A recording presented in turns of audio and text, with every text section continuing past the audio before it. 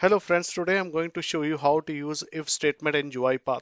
To use if statement in UiPath, you only need to search over here is if and you can drop over here this activity like this. So I already used a if statement. Let me show you. So I have created one variable that is name and its value is Gaurav. So I'm checking it's like if dot name dot equals to Gaurav, then the message should be correct. Else the message should be wrong, right? So it's up to your logic, like where you want to place the if statement. Okay, let me execute the bot quickly.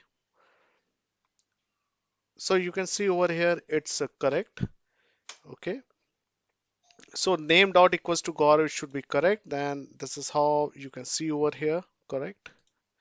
And if the name is not equals to Gaurav, it will should be wrong.